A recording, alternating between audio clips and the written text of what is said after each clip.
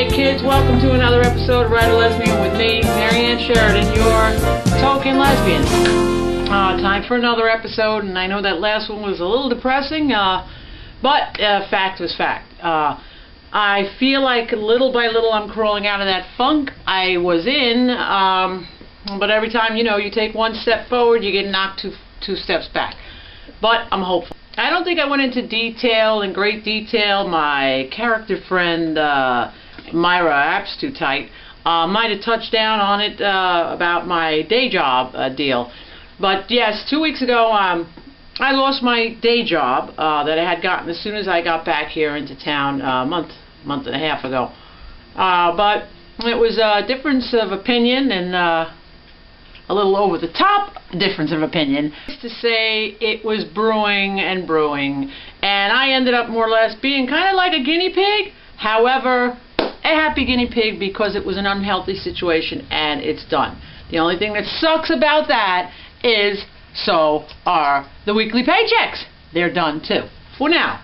So I'm trying desperately to find something to pay the bills, to keep my head above water, so that I can take Write a Lesbian beyond where it's been.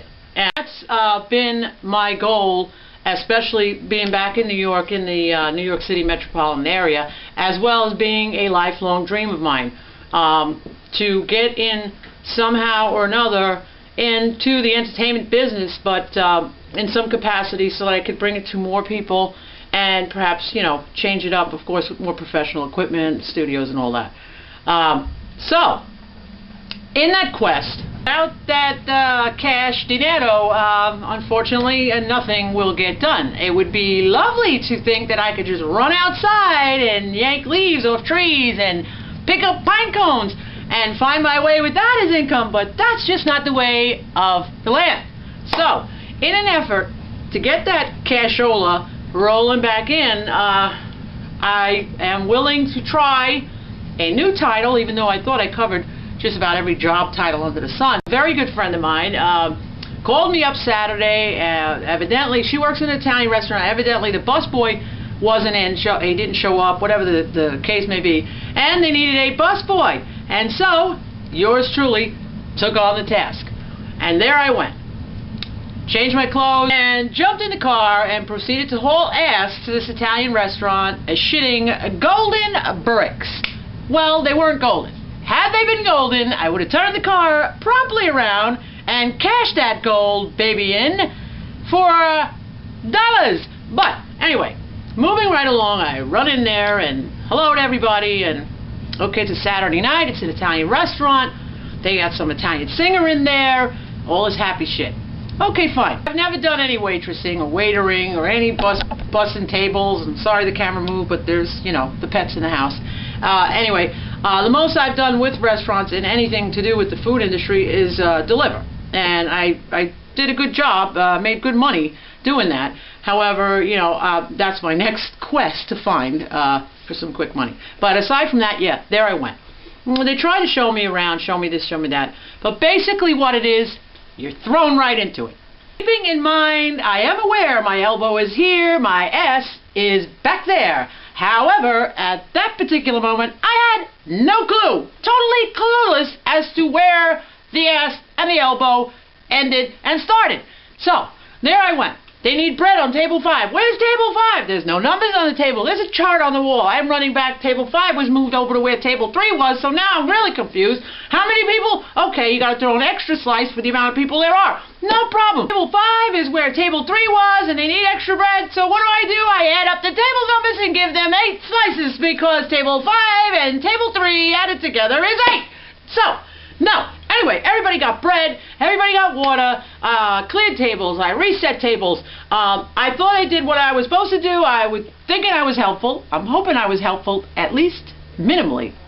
However, I'd never worked in a restaurant before, and I was definitely shell-shocked. It was all said and done. I got there at like 4:30. I didn't walk out of there. Well, if you want to call it walking, I limped out of there at 12:30.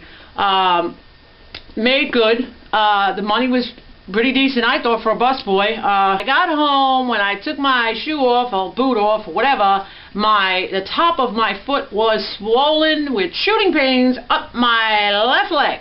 That's when I reassessed and realized and recalled where my ass is and thus where my elbow was. So, anyway, I don't know what happened with my foot. I didn't twist it. I didn't fall anywhere, although I had to go to the basement to get ice for the bartender in the midst of everything else. This one needs bread, that one needs water, that table needs to be reset for 3, 5, 6, I don't know how many. Anyway, yeah, in the meantime, the crooner they had singing there at one point was singing in a hallway to nothing but paddling. I don't know what that was about. Anyway, yeah, suffice to say, I finally talked to my friend today, and in the nicest way possible she could say it, they don't want me back. And I, in turn, am not surprised, okay?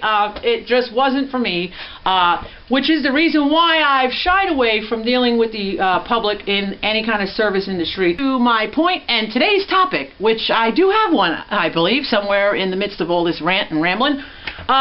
The thing with, you know, just going out and grabbing any job is fine and dandy, and every one of us could relate to that, especially when you're like pond scum, like me, okay? But the key is there are plenty of people doing what they absolutely love to do, whatever it is. It could be bussing tables, it could be an artist, it could be a doctor, it could be a garbage sanitation worker. Plenty of people working jobs that they enjoy immensely. It doesn't matter where their pay scale is or what title comes along with that. But all too often, I'm a prime example because I've been a target of much criticism and some bashing along the way over the years, but more criticism and judgment and all that. And it's because I've had so many different titles over the years. Yes, I've been working since I'm 15. However, yeah, there's been gaps of unemployment. And I'm not ashamed to say it.